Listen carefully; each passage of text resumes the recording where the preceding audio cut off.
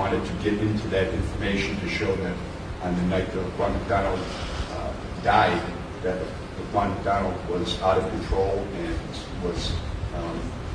was simply at the end of his rope for many reasons, one of which included that he thought he was going back to the DOC. And the court ruled that that testimony will not allow that. Mr. McMahon. Judge, we objected to that testimony because on a couple of reasons.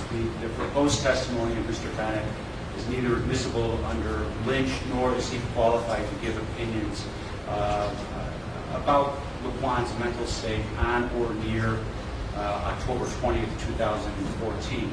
The other reason we objected, Judge, is because of this alleged or supposed investigation of a relative of Laquan McDonald had absolutely nothing to do with it. There's no causal connection between that investigation, if there was an investigation, what the focus of that investigation might have been. There's no connection between any investigation and Laquan McDonald's activities on October 20th or the days leading up to October 20th. So we objected to that, the relevance of that testimony as well, and you sustained that objection. All right, and my findings were, the investigation that was presented or offered in the offer of proof was an investigation of the uncle, whether he was a fit adult to be the foster parent or be the guardian for Laquan McDonald, and whether the premises that he was living at the time, were proper for a minor. That has nothing to do with this case. So that's the reason why I did not allow that offer. Plus, we don't know the qualifications of this person from Department of Family and Children's Services as far as education, therapeutic training in those areas. We had another motion. Yes, we had a witness from TASC, whose name is escaping me right now. Sarah. Mr. Salas. Mr. Salas. Mr. Salas, we reported that he would testify to the positive urine drops of Laquan McDonald from... and they were positive? The positive, one was for marijuana and cocaine, one was for PCP. Two separate drops done at juvenile court. At least one of the incidents was testified to by our Lynch witnesses, I believe, and the court ruled that his testimony would not be allowed. That's correct, Judge. We objected that the supposed test results, there was no proper foundation. Mr. Salas is not a qualified witness that can lay that foundation, that can establish a chain of custody. But beyond that, what we argued is that test results or allegations of generalized drug use are not admissible under Lynch or the cases that you cited.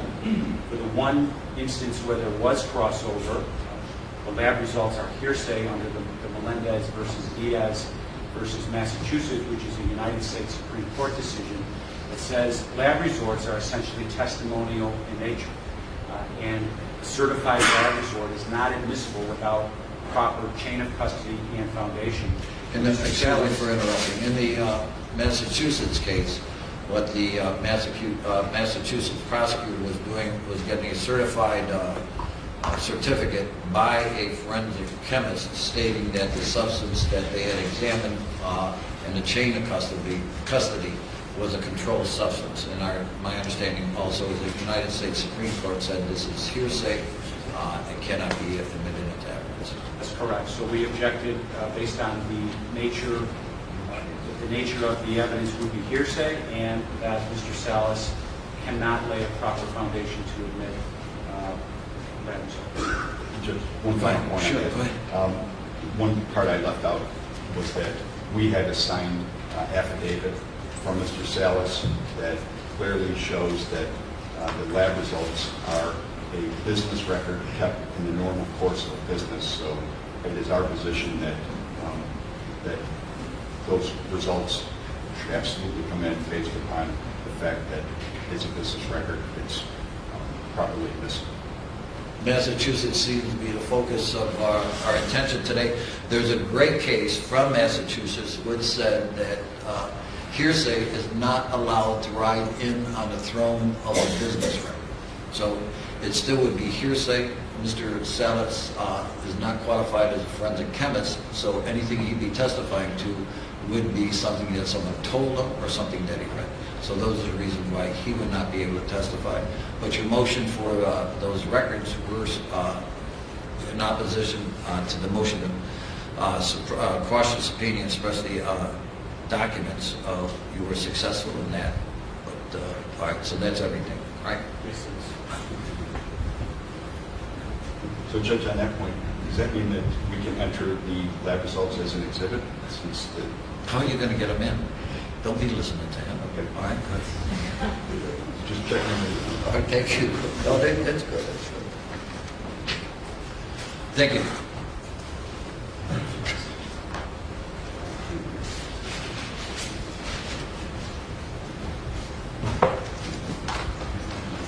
Will you bring our wonderful people up? All right, for the jury.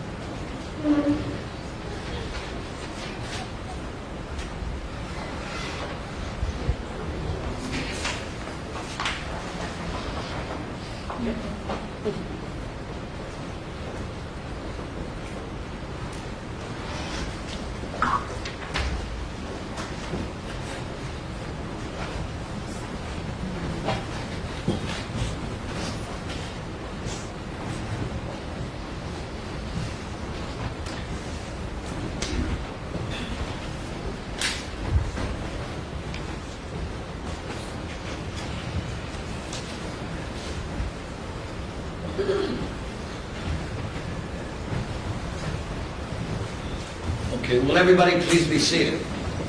Good morning, ladies and gentlemen. Good morning. Good to see you in a good state of mental fitness and also apparently good humor too, so that's outstanding. We're going to do something different today. All right, you all know the questions. Have anybody discussed this case with you, or has anybody discussed this case in your presence? So we have been going through this. What I'm going to do, because you've been so outstanding, is there, we'll just do it in a group right now.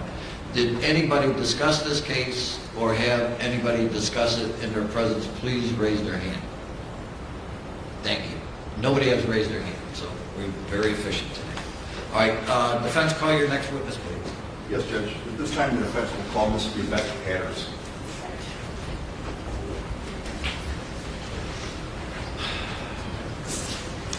Denise, did you get a list of witnesses? Okay, good.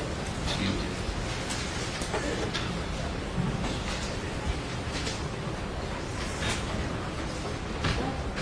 Watch your step, remain standing, and then just face the clock. Raise your right hand, please. Do you solemnly swear or affirm that the testimony you're about to give before this honorable court and jury shall be true, the whole truth, nothing but the truth, so help you God? Thank you. Have a seat, ma'am. The seat's adjustable. The microphone's live, so pull your chair up to the microphone, speak into the microphone, and everybody will be able to hear your testimony. It'll be greatly appreciated. So thank you. Thank you. Proceed. Thank you. Good morning, ma'am. How are you? I'm fine. Thank you for coming in. You're here pursuant to subpoena, is that correct? Yes. And would you please introduce yourself and spell your first and last name, please? Yvette Patterson, Y-V-E-T-T-E, Patterson, P-A-T-T-E-R-S-O-N. Okay. And Ms. Patterson, I want to direct your attention to October 20th, 2014 at approximately 2 o'clock in the morning. Did you have an occasion to contact the Chicago Police Department via Yeah. 911 that day? Yes, I did. And can you tell, ladies and gentlemen of the jury, why it is that you contacted 911? Because I was coming home from a party, and I seen a young man sitting on the stairs. When I pulled into my back, my lights automatically pop on. So I seen him sitting. He walked over. He jumped up because I believe he seen the light, so he jumped up. And he walked. He didn't come close to the car, but he walked over, and he was like, "Can I see your car?" And I'm like, "What do you want with my car?" And he was like, "I just want to use it. I'm going to bring it right back." So me and him just laughing and talking. We talked. So I'm like, no, you can't use my car. I said, I don't even let my son drive my car. So no, you can't use the car. So he said, okay. And he started laughing. You know, and we just sit there talk. I asked him, who are you? And he was like, I live upstairs. And I said, no, you don't. I never seen you before. And he said, yes, I do. So I ended up calling the police. I called the police for the simple fact because I wanted to go in the house. Okay, you wanted to go inside your house. Right. And this individual said he lived above? The next building over from me. Okay. That's And- where he said he lived. And you didn't believe that to be truthful? No, I didn't, Okay. because I never seen him. I know his kinfolks, but, you know, I never seen his face. Okay. And you said you wanted to get into the house. Were you fearful to go into the house with this individual there? I wasn't in fear at all. I wasn't in fear. It was just the fact that, you know, I wanted to go in and I wanted to be sure that I was going to be okay getting out my car going into the house. He didn't fear me because of the conversation we had. He seemed like, you know, he was a nice young guy or whatever. Okay. But, you know, still, I wanted to be protected to go in my house. Okay. And that's why you called 911? Exactly. Do you remember this individual saying anything else to you other than what you've just testified to? No, he didn't say anything else to me until he was with the police. Okay. I'm going to direct your attention to on February 25th, 2015. You spoke to the FBI, is that correct? Correct. And on that date and time, they asked you about what this individual said to you, correct? Correct. And you told the FBI that the person said, who the F-U-C-K, do you know that lives here? That's how, exactly, that's how he addressed me. Okay. And that was part of the reason why you called 911 as well? Well, I called 911, like I say, I called 911 because I wanted to go in my household safe. So Okay. that's why I called 911. I never seen a young man before. No one never is in the back of our house when I come in. I have came in 3, 4 o'clock in the morning, no one is never out there. So I see someone out there that, yes, I'm gonna call 911 because I wanna get out of my car safe and I wanna walk into my household safe. Okay. And that's why you called the police, to be protected? Exactly. Correct? Yes. Okay. And if I can show what I've marked as Defense Exhibit 17, I've showed to the state. May I approach the witness? Sure. Ma'am, I'll represent that this is it's called an event query from the Chicago Police Department. My question is, you don't have to read out the number if you don't want, but I'm pointing here to a phone number that indicates that that is the number that called 911 to report that incident. My question is, do you recognize that phone number? That's my phone number. Okay. And it's still your phone number today? Yes. Okay. And the address on here, and again, you don't have to give the address out. All right, listen, just so it's clear, the phone number nor the address will be published. Move on. Go ahead. Okay. You can verify the numbers. Do you still live at the address in which Yes. the address of occurrence is indicated there? Yes. Okay. And that's the west side of Chicago, is that correct? Yes. Okay. And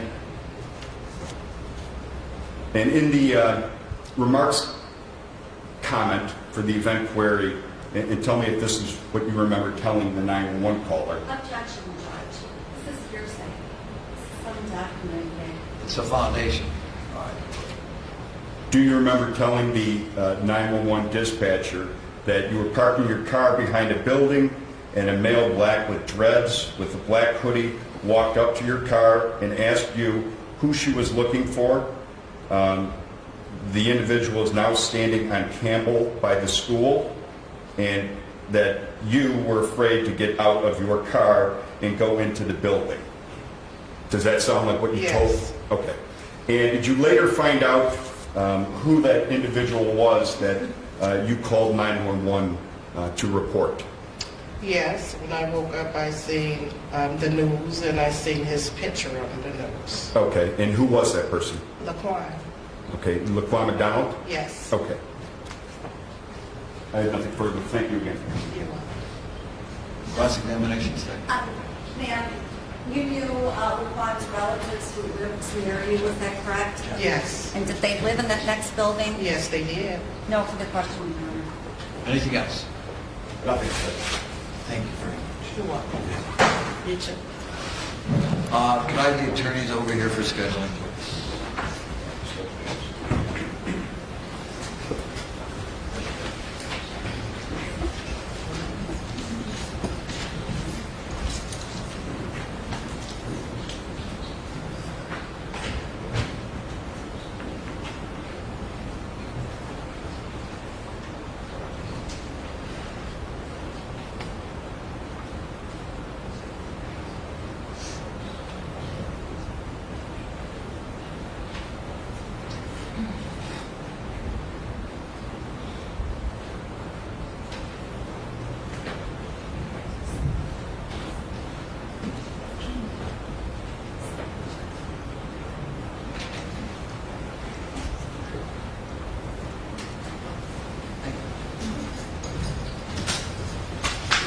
Thank you.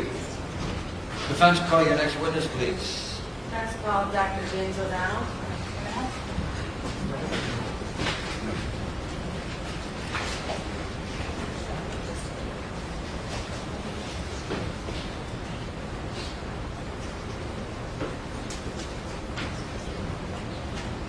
Dr. Smith, remain standing and then just face the cloak. You solemnly swear or affirm that the testimony you're about to give before this honorable court and jury shall be the truth, the whole truth, and nothing but the truth, so help you God? I do. Thank you. Doctor, have a seat, please. Thank you. The chair is adjustable, the microphone's live, so if you could pull your chair up to the microphone a little bit more, please. There you go. All right, and speak into the microphone. Everybody will be able to hear your testimony, and it would be greatly appreciated. So thank you. Proceed, Ms. Webb. Thank you, Judge. Good morning. Good morning. Could you please introduce yourself to the jury? Good morning. I'm James Thomas O'Donnell.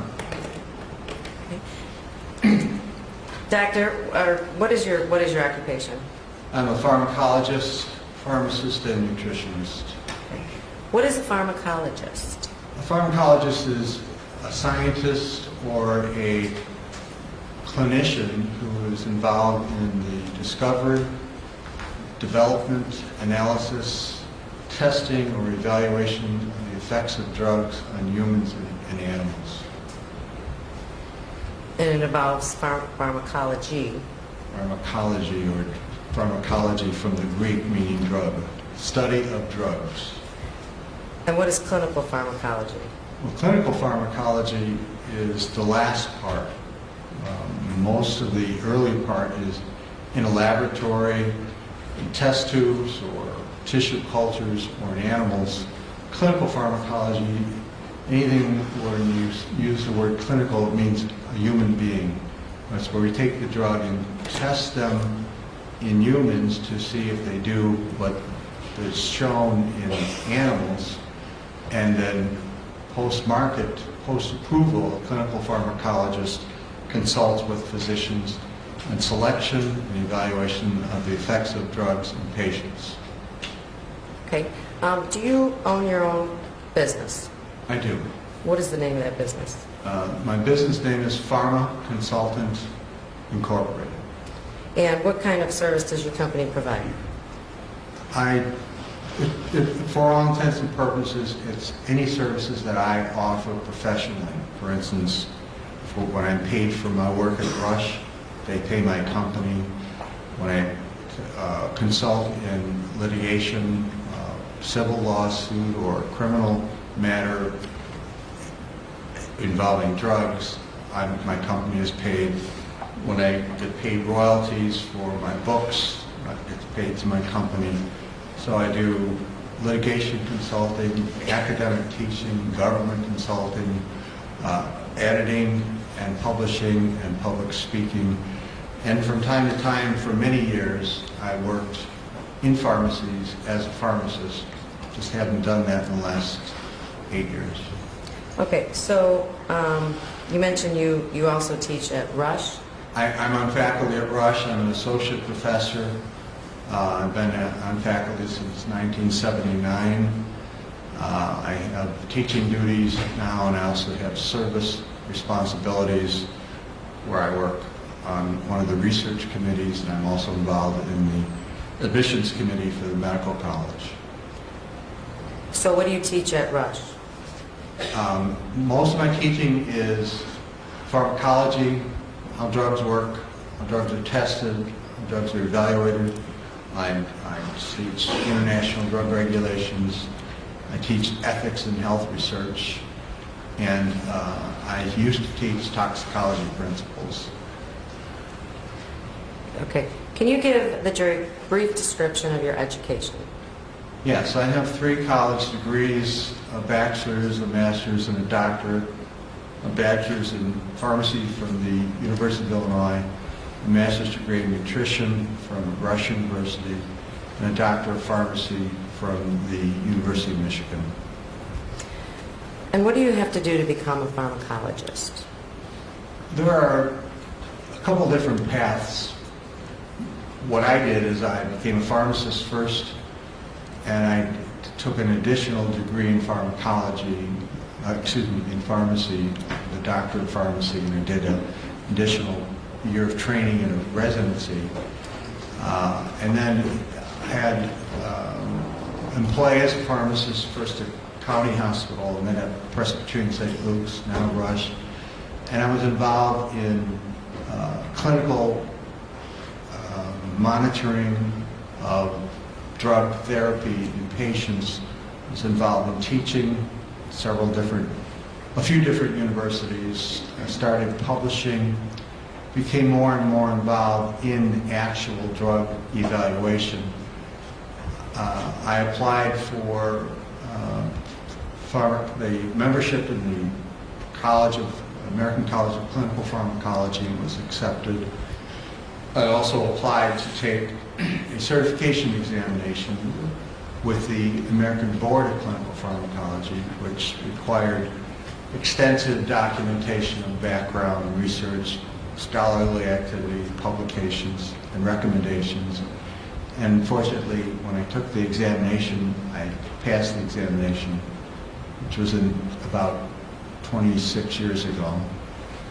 So now, aside from that's a fellow status in the American College of Clinical Pharmacology, diplomat of the American Board of Clinical Pharmacology. My academic rank is associate professor of pharmacology, and for several years, as a result of that credential, that background, I was also served as a course director for medical pharmacology. Others go and take degrees in pharmacology and then do research. I had a little bit different pattern. Pharmacology is a little bit different from many medical disciplines in that it draws from a broad, wide arena of different training and experience bases. But the common theme is, how do drugs work? How are they used? How do they cause harm? How can we avoid harm? Thank you. So when you say American Board of Pharmacology, does that mean you're board certified? Yes. Okay, thank you. And you're licensed in Illinois? I'm a licensed pharmacist in Illinois, yes. And how do you become a licensed pharmacist?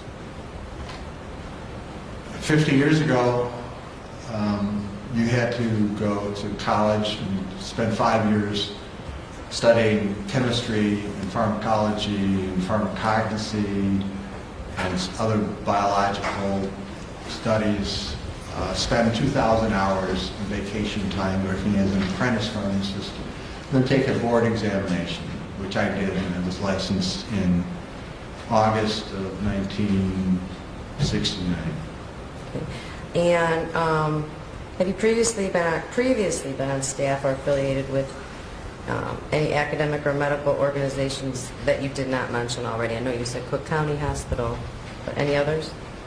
I've been on faculty at the University of Illinois College of Pharmacy in 2 different periods, one in the 70s and one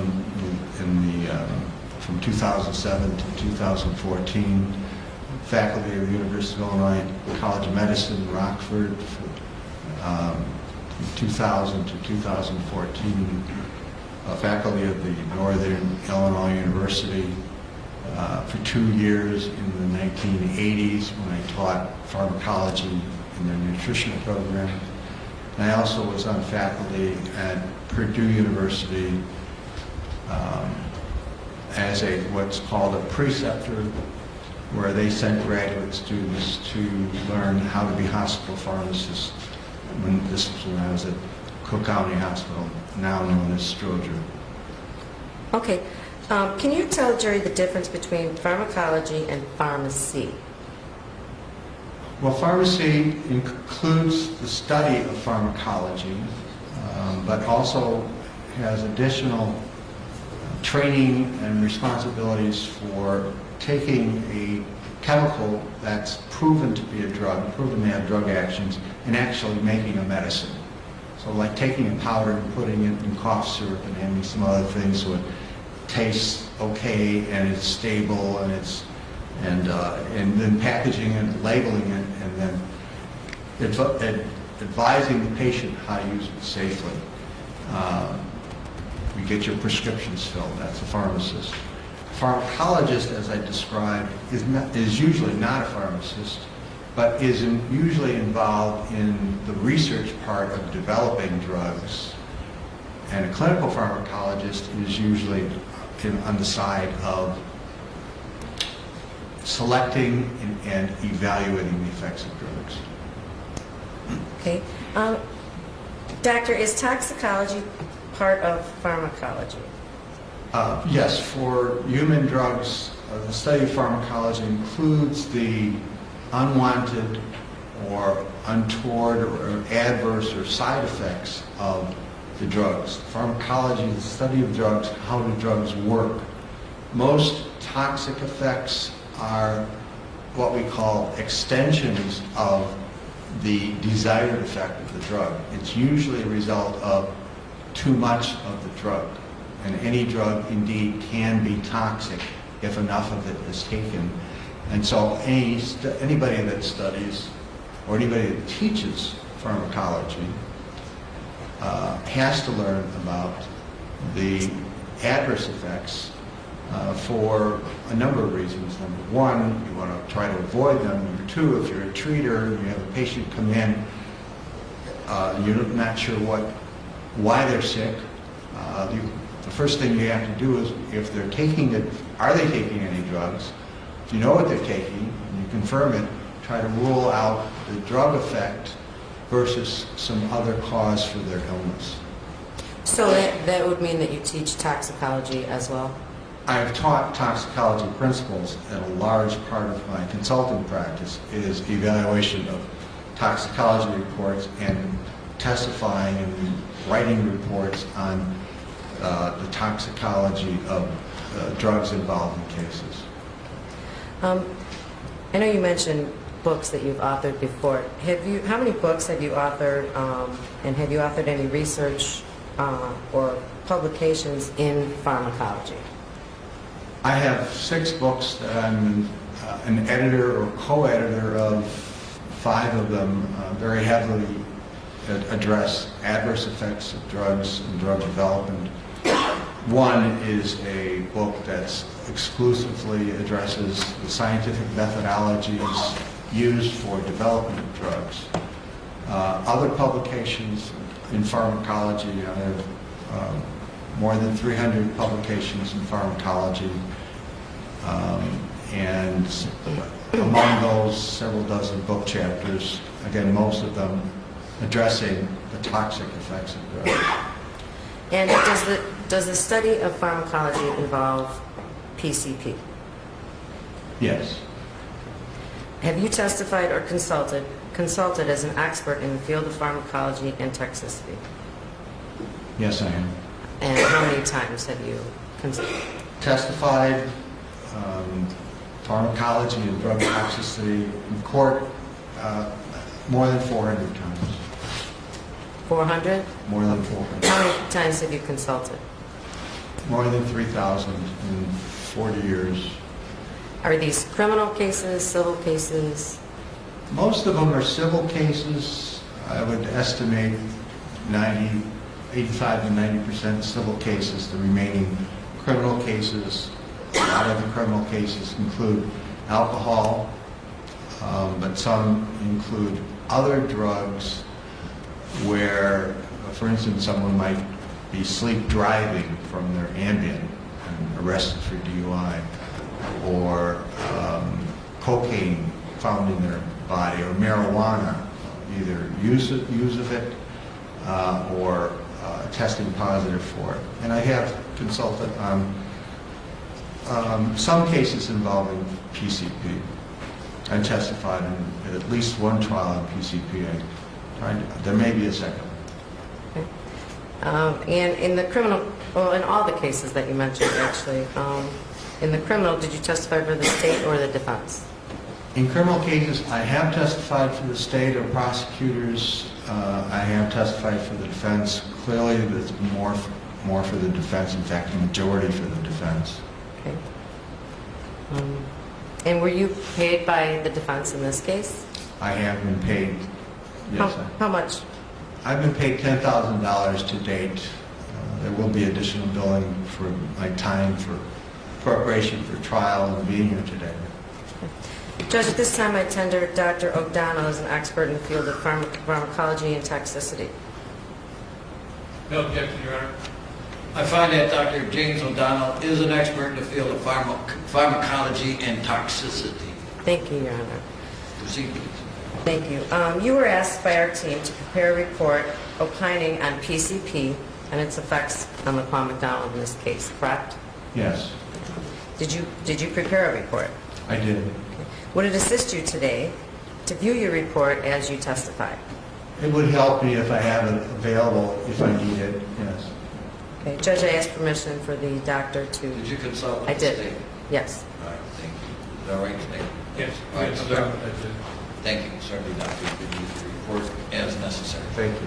Thank you. Did you prepare a PowerPoint presentation to assist the jury in learning about PCP and its effects? I did. Okay. What documents did you review in this case in preparing that PowerPoint and report? I reviewed several different types of documents, the autopsy and toxicology report for Laquan McDonald, the police reports, some follow-up detective reports, the original video that everybody's seen. I reviewed the ambulance report, EMS report, the Mount Sinai Hospital records. I reviewed reports of Dr. Tees, reports of Dr. Miller. I've become aware of or read reports of some of the witnesses who testified in the trial so far. And I also reviewed, for purposes of providing references and authorities, several sources of PCP and what PCP is and what PCP does and how PCP does what it does. Okay. I think that's... Did you also review the FBI summary? The FBI summary, yes, thank you. And I also reviewed some medical history of Laquan McDonald, indicating prescription drugs that he had prescribed for him and what he would have been treated for. Exit hours. Thank you. What does your PowerPoint consist of? Well, PowerPoint consists of what I would describe as fact-rich technical information, and listing what I've reviewed, what information I considered in terms of how people at the scene described Laquan McDonald. It also described what PCP or phencyclidine is and what it does, particularly the toxicity. It includes some definitions. It also lays out short descriptions of the opinions that I'm prepared to offer regarding PCP and its effects on Laquan McDonald. Okay. Judge, I'd ask to admit defense 18 into evidence and publish to the jury. I'm sorry, I didn't hear it. Speak up, please. I'm sorry. I'd ask to admit defense number 18 into evidence as the PowerPoint of Dr. O'Donnell to assist the jury in understanding his testimony and publish to the jury. So are you saying you want to use that as demonstrative evidence? Yes. All right. Any objections? Yes, Your Honor, I do object. This is information that does not need to be presented to the jury in the form of a document. The witnesses just testified as to the material that he has reviewed in order to make a decision. So this would be essentially asked and answered for him to repeat it now with a slideshow. We don't have a problem with him describing his conclusions, but there is no reason to have those presented in writing to the jury. And Your Honor, description of what other officers did would be hearsay, would not be admissible at all, and certainly would not be appropriate to be visually displayed by this witness. Defense, are there any quotes by officers in your PowerPoint? Wait, you have a sidebar, please. Sure. Thank you. We need you again.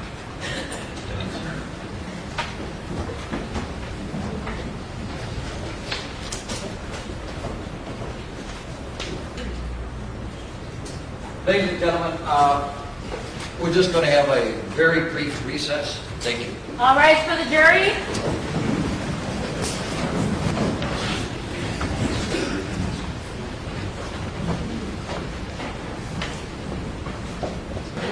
All right, for the jury.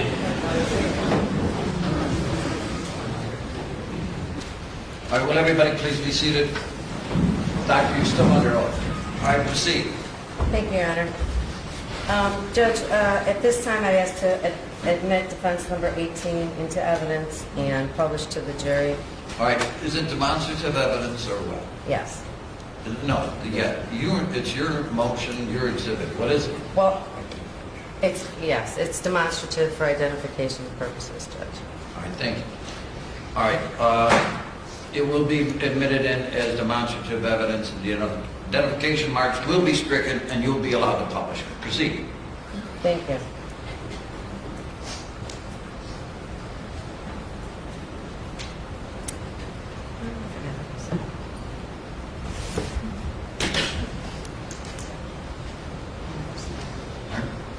Doctor, here we go. I am going to play the PowerPoint and ask that you explain each slide as we move through it. Right now, slide number 1. Could you please explain this slide? Well, this gives a background as to the materials reviewed by myself, a pharmacologist. These are the types of materials that one would have to review. Doctor, only testify to the things that you reviewed for this case. These are the materials I reviewed for this case in order to develop the opinions I'm prepared to give in this case. And we've already talked about them. Okay. Thank you. I'm now going to skip to the next slide. Could you please explain this slide?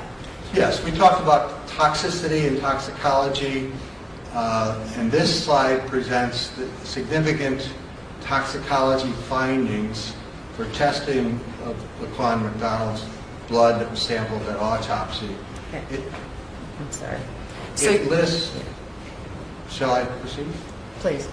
It lists PCP, which is a convenient shorthand for phencyclidine, at a level of 56 nanograms per milliliter. It also identifies that 2 other drugs were tested and shown not to be present. And those drugs are valproic acid and risperidol. So this means, just put it a different way, the toxicology lab was asked to run tests for these because there was some history of them being prescribed to Mr. McDonald, but the toxicology lab did not find any documented presence of them in his blood. So you're talking about the toxicology testing that was done along with the autopsy, correct? Yes. What is the significance of 56 nanograms? Well, it's a number that represents a moderate to low level of PCP for severe toxic effects where a patient's life is at risk, but it's a level that has been reported and associated with psychiatric toxicities. And having said that, and reminding you of what I said earlier, is that toxicity is usually an extension of or seen at higher doses. PCP is somewhat unique in that people could be very toxic to the effects of PCP and not have taken a high dose, the amount that they swallow or smoke or inject, or have a high blood level like this level here. So this tells me as a pharmacologist that PCP was used within a relatively recent period, for certain the day of the shooting, and that he had the potential for having toxic effects of PC presence based on the finding of this drug in his blood. Did you say as recent as that day? Yes. Because of the length of time it takes for the drug to be eliminated, given that PCP has a very long half-life, contrast to something like heroin or cocaine, which is much shorter than we're always talking about hours. PCP has a half-life that's at a minimum 12 to 14 hours, and that means someone can have therapeutic or toxic effects of PCP for days instead of hours like the other drugs I mentioned. And what are one's reactions to PCP at 56 nanograms? Well, the particular effects can be, the drug is used for euphoria, for the high. The drug can cause hallucinations, delusions, behavioral changes, aggression, violence. PCP itself is described as a dissociative anesthetic. Anesthetic means to anesthetize, to inhibit the nerve's ability to detect and transmit pain impulses. Dissociative anesthetic means that the patient is anesthetized and can be awake and alert, and they're described as having wide open eyes and a blank faces, a flat affect faces. And so those are the effects that can occur at this level as opposed to much higher levels where you can get into severe cardiac toxicity or respiratory toxicity and even coma. But these are the levels that are present when someone's awake and walking. They may not be able to talk, but they may also be talking. Not being able to talk is a fact of PCP? PCP intoxication, their subjects or patients described to be mute. They're unable to talk or unable to form words, frequently described as making noises. And you said that it acts as an anesthetic. As an anesthetic. Does that mean they can't feel? It means they're unable to feel pain if they have adequate levels of the drug present. That's what anesthetics are used for. It's like if you need to have surgery on your arm, the arm is anesthetized so that when the surgeon uses a scalpel to open the skin, you don't feel it. That's what the drug is used for. So many patients, subjects, abusers of PCP may not be able to feel pain because of the drug. And also PCP at this level, which may explain some of the psychiatric toxicities, is it gives the user a almost superhuman strength, the feeling of omnipotence, the feeling of being able to do anything, and leads to significant bizarre behavior, frequently described as psychotic behavior. Okay. You stated that the medical examiner's office tested for risperidol and valproic acid. Okay. What are those two drugs? Well, valproic acid is a drug that's used to stabilize moods. It also has other uses. In terms of mood stabilization, it's frequently used in bipolar, to treat bipolar disease. And that is what my understanding is. That's the most frequent use of valproic acid. And what is risperidol? Risperidol is classified as an atypical antipsychotic. It's used to treat mental illness. It can be used for severe mood disorder as a mood stabilizer. It also can be used to treat psychosis or schizophrenia.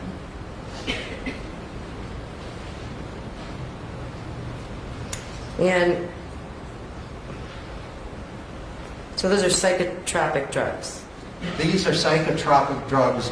All the drugs here on this slide here, the PCP, the risperidol, the valproic acid, are psychotropic drugs. Psychotropic, it means controlling the mind. They have an effect on the mind. Psycho, mind, trope, control. And why was Laquan McDonald tested for those in the autopsy? Because they had a history of having been prescribed them recently. Okay. And the medical examiner was requested to test for the presence of these drugs. And you noted that these drugs neither of them were detected in the lab. Answered. Sustained. Okay. Well, what is the significance of these two drugs not being present in Laquan McDonald's body? Well, if he's not getting the drug, he's not getting the benefit of taking the drugs. The drugs were prescribed for a psychiatric condition, and PCP, even in a patient without any psychiatric illness or any mental illness, can cause severe psychiatric toxicity. In a person who has any psychiatric history, it can exacerbate or worsen any underlying mental illness. So the significance here is that these were prescribed for him, he wasn't taking them, he took the psychotropic drug PCP, phencyclidine, which can cause severe rage, aggression, violent behavior, drug-induced psychosis, and he's in a more vulnerable state for a more severe reaction to the PCP because he's not getting the protection of his prescribed drugs that his doctor was giving him. Okay, want to move to the next slide?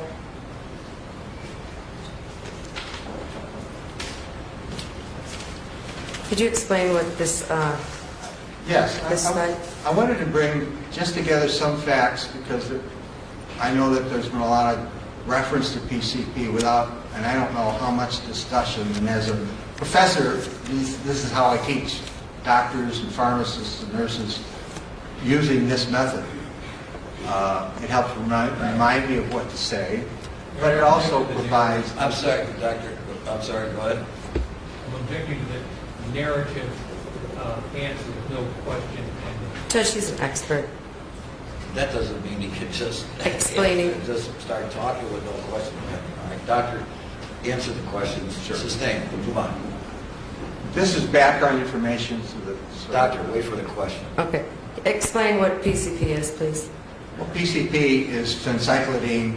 It is a chemical that was first synthesized, made in a laboratory approximately 100 years ago.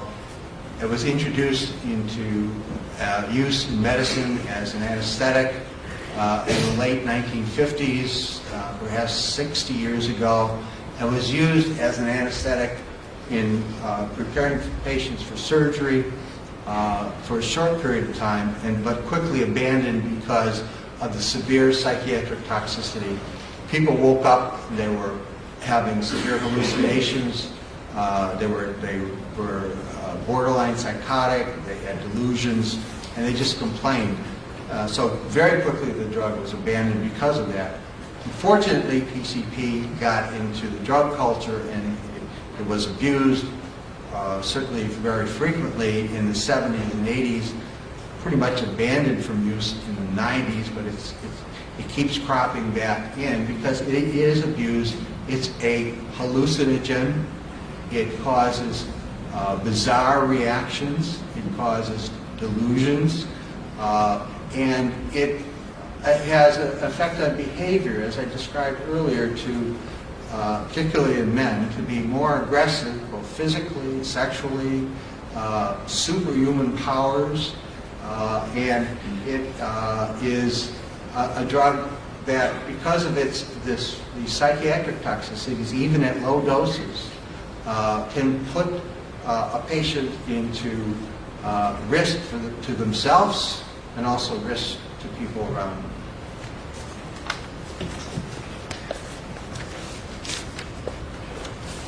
Thank you. I'm going to move to the next slide. Doctor, could you define psychosis? Yes. Well, I brought this in because perhaps not everybody knows what that means, but it's really a distortion of reality, an out of touch with reality. I'm going to object, Your Honor, to the witness testifying beyond the scope of his expertise. Ms. Wendt. Judge, I'm going to tie this in his testimony. Wait a moment.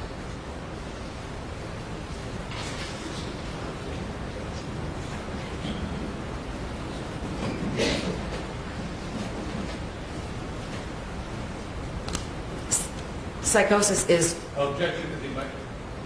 You just stated a conclusion. Now, here's the thing, is that the doctor has been qualified to testify as an expert in the area of pharmacology and toxicology. And he has expertise in the area of the effects of drugs on human beings. And so he's defining his terms. At this time, your objection will be overruled. Thank you. Could you define psychosis, please? Psychosis is a very severe psychiatric condition. Acute schizophrenia is an example, psychotic break. The point is, what I have to talk about it, we have to teach it when we teach pharmacology. Doctor, please, define the term. Don't give us a clinical history about other mental illnesses that don't exist in this case. Apologize, Your Honor. Some drugs can cause psychotic reactions. They cause a departure from reality. They look just like a non-drug psychosis. And clinical pharmacologists sometimes consult and help doctors determine. Doctor, focus. Define the term psychosis. All right, thank you. I have. Thank you. Can PCP cause psychosis? Yes. Thank you.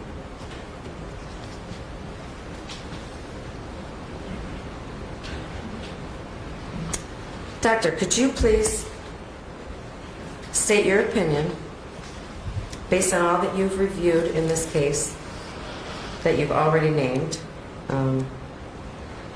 as to PCP intoxication in Laquan McDonald? Yes. Well, first, we know that he was using PCP. That's documented by the fact it's in his blood.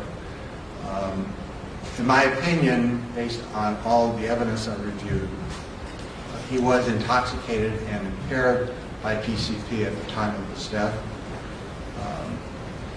I explained earlier, in my opinion, he was not taking the valproic acid and the Risperdal, and so therefore did not have the protection that those would have provided to him.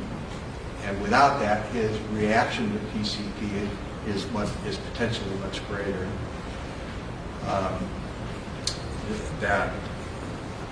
So that covers this slide.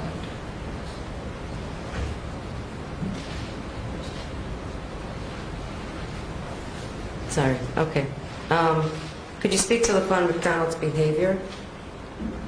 How this PCP intoxication affected his behavior?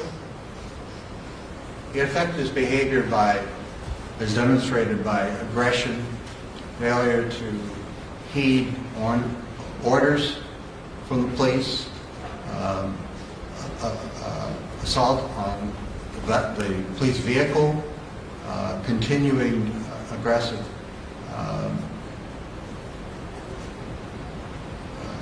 movement toward Officer Van Dyke.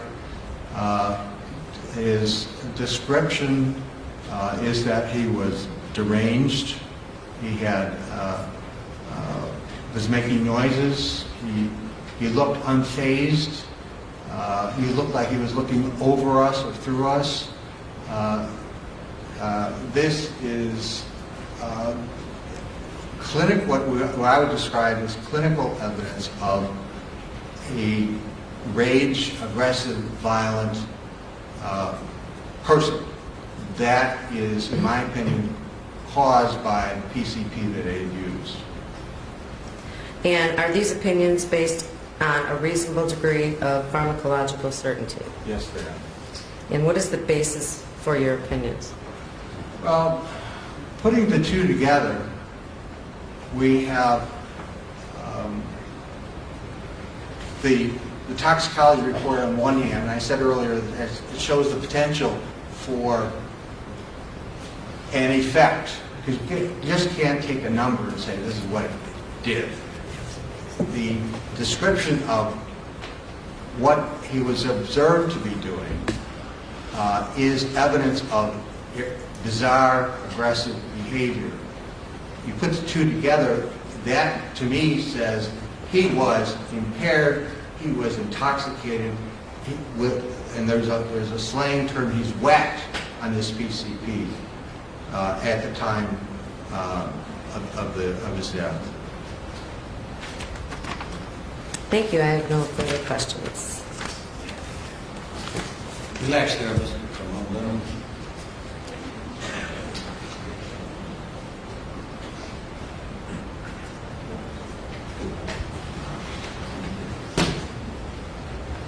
Mr. Cobb. Thank you. Thank you.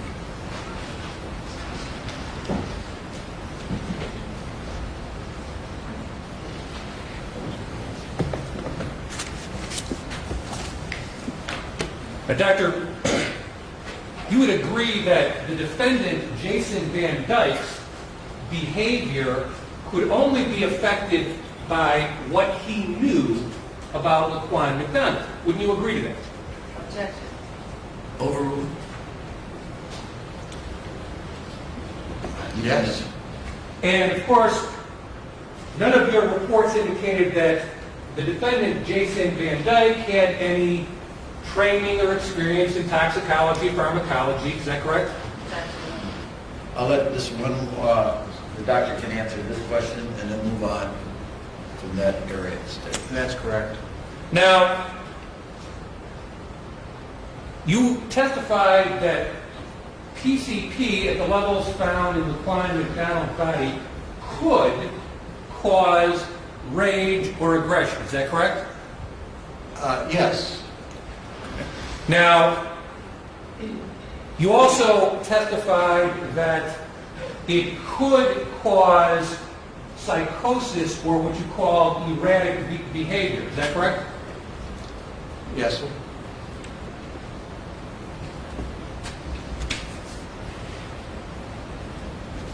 I want to talk about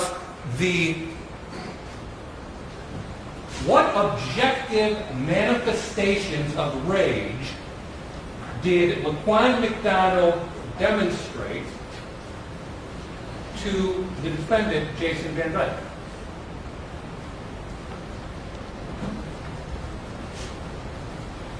Proceeding toward him with a knife in his hand and appearing to be looking through them or over them after he... Okay, let me stop you there. So, you testified that one of the objective manifestations was the victim looking through Jason Van Dyke or looking over him. Is that correct? Yes. How do you know that he did that? From Officer Walsh's testimony. Well, how do you know that the defendant saw him looking through or over him? I don't know. So this would be an assumption on your part. Is that correct? Yes. Now, what other manifestation... So, anyway, so your conclusion or your assumption is that looking through or over a person is a manifestation of rage, correct? That in itself is not a manifestation of rage. Taken in the context of all other activities that Officer Van Dyke was aware of, and then seeing this man approaching him with a knife is an aggressive and can be described as a part of aggression is rage. Okay, I get it. So, looking over and through, that's one way of demonstrating rage. And then walking toward a person is another demonstration or manifestation of rage? I think you're simplifying it too much, if I may. Those processes, in and of themselves, are not erratic behavior or manifestations of rage, but in the context of being chased after attacking a vehicle and having several police officers chasing them, he's still refusing to drop the knife and proceeding toward the officer. All right, let me break that up then. Now, what evidence did Jason Van Dyke have that Laquan McDonald attacked a vehicle? He knew that he had popped a tire on a police vehicle. And that's all he knew, correct? That's all he heard from the... Yes, that's all I'm saying he knew. So he knew that a tire was popped, correct? And then several minutes later, he knew that the vehicle was still operating because he saw it, correct? He saw it, yes. There were several police there, and he saw the vehicle following Laquan. And he knew that both of the occupants of that vehicle were completely healthy, correct? Well, I assume that he knew that he would know that for the one officer who was driving. I don't know that he knew that the partner in the car, Officer Velez, was completely healthy. Well, actually, it wasn't Officer Velez who was in the car, but as you read from the reports, it was Gaffney driving in the car. You know, from the report, he would have seen Gaffney drive through the Burger King parking lot, correct? Okay, I was thinking of the wrong squad car, but yes. Okay. As far as I'm concerned, Officer Van Dyke did not think that Gaffney and his partner were injured. Okay. So, in what he knew about what you described as rage, he knew that there was a tire popped, correct? Yes. Objection. Overruled. And he knew that a taser was called for, correct? Correct. Which would be a non-lethal use of force, correct? Objection. The doctor is not qualified to use of force sustained. Okay. So that's what he knew about the progression of what happened. Is that correct? Yes. Yes, sir. Now, he also knew that there was a man standing on the corner pointing the direction that Laquan McDonald was running, correct? Yes. And that man was unharmed, correct?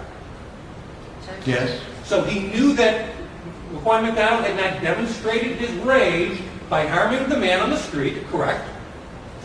Correct. And he knew that Laquan McDonald was running from the squad cars chasing him, correct? Correct. So he wasn't manifesting aggression toward the police, he was running from the police, correct? Well, he was running toward Officer Van Dyke's vehicle. Okay, but not immediately, was he? And Officer Van Dyke would have seen Laquan McDonald open the knife, is that correct? Yes. And then he demonstrated his rage by stabbing the vehicle he was right next to when he opened the knife? I'm sorry, I'm sorry. I may have misheard your last question. Officer who observed him demonstrating his rage? Well, did Van Dyke watch him demonstrating his rage by flipping open the knife? Related to popping the tire? No, after Van Dyke saw him on Pulaski Road. Okay, yes, Van Dyke saw that, and that's a sign of aggression and rage. Okay. And then Laquan McDonald manifested his flight from the police by not stabbing that squad he was next to, but immediately veering away from that squad and towards a fence, didn't he? Overruled. The doctor said he's seen the video. Didn't he? Yes. And then Laquan McDonald continued to walk away from police officers toward an empty fence, or a fence in front of an empty lot. Did he not? He did. And is that what you describe as rage? Yes. Okay. You would not describe that as avoidance of conflict. Is that correct? Well, he had not avoided the conflict yet. He's still in a situation with a knife in his hand and ignoring and disobeying police orders to drop the knife and still showing aggressive behavior and actions. I would describe that as violent rage behavior. Okay, so ignoring is violence. Is that the way you're describing it? I don't think it's reasonable, if I may, to take a word out of a complex answer and ask it to just say that ignoring is violence. The constellation, the accumulation, all the actions of Mr. McDonald, to me, demonstrate an aggressive, psychotic behavior that was caused by his PCP. But you described, was there anything else Laquan McDonald did to demonstrate that, what you call rage, to the defendant? No. Now, you talked about that PCP can cause superhuman strength. Is that correct? Yes. Did Laquan McDonald demonstrate any superhuman strength on the night of August 20th, 2014? Not to my knowledge. And you talk about in males it can cause sexual aggression. Is that correct? Yes. Did he demonstrate any sexual aggression on that night? No. In fact, Rudy Borellis' wife was outside of the car, and he did not engage in any sexual aggression toward her, did he? No, only knife aggression toward Mr. Borellis. And with his superhuman strength, did he overcome Mr. Borellis' will and stab him? No, he didn't. So what was he demonstrating by that? The intent to attack or the intent to go away? Well, he did attack, so he had an intent, and he did do it. Mr. Borellis, fortunately, was able to fend him off. I think he said he threw his cell phone at him. He did, and a handful of pebbles as well, wasn't it? Right. Remember, this man... Thank you. I have no further questions, Doctor. Ms. Wynn. Nothing based on that, Judge. Thank you, Doctor.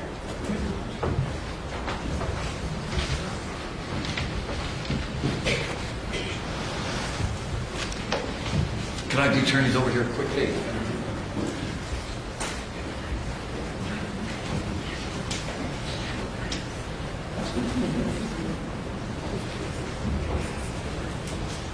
Ladies and gentlemen, we're going to break for lunch right now, so let's see. Everybody back at 20 after 12. All rise for the jury.